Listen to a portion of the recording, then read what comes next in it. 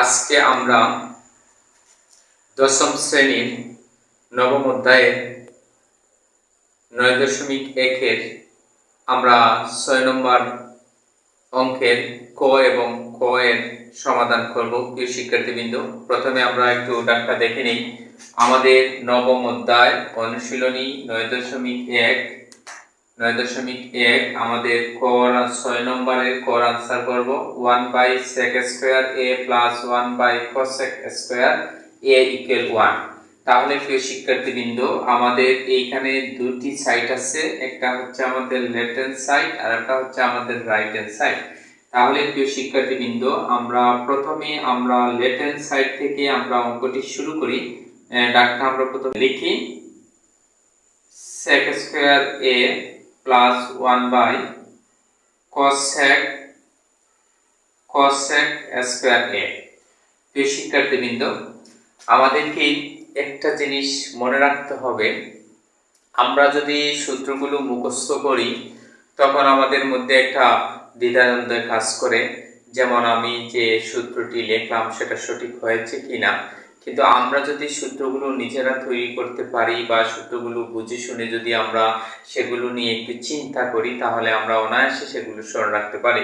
প্রিয় শিক্ষার্থীবৃন্দ, আমাদের এই যে 1/sec² a এই জায়গাতে আছে, এই জায়গাতে আমি একটি বিষয় এখন চিন্তা করব, সেটা হচ্ছে আমাদের সেকের বিপরীত সম্পর্কটা নিয়ে আমরা একটু চিন্তা করব।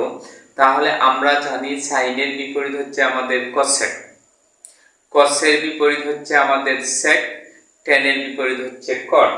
তাহলে আমরা জানলাম কি কসের বিপরীত সেক, তাহলে এই জায়গাতে আমরা দিব কি cos² a, cos² a। এরপরে প্লাসের জায়গাতে প্লাস দিলাম, তাহলে cos² a = 1/sec² a একটা সূত্রে রূপান্তর হয়ে গেল।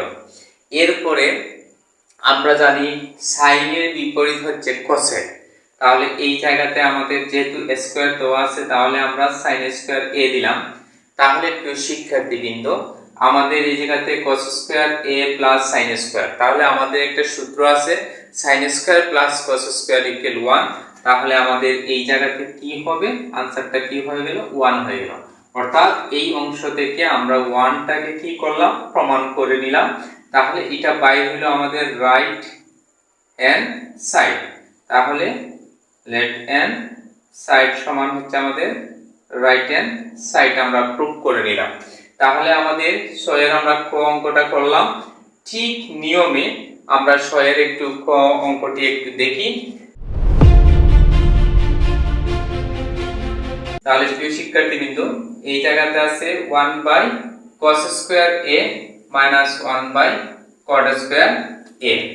প্রিয় শিক্ষার্থীবৃন্দ, তাহলে আমরা ওই জায়গাতে আমরা একটু দেখি, আমাদের cos-এর বিপরীত হচ্ছে কি sec, cos-এর বিপরীত যেহেতু sec, তাহলে এই জায়গাতে sec² a হবে। আর আমরা জানি tan এর বিপরীত cot, তাহলে এই জায়গাতে যেহেতু cot আছে তাহলে এই জায়গাতে হবে কি আমাদের tan² a। অর্থাৎ 1/cos² a সমান হচ্ছে আমাদের sec² a, 1/cot² a সমান হচ্ছে আমাদের tan² a। চিহ্ন জায়গাতে আমরা কি করলাম, চিহ্ন দিলাম।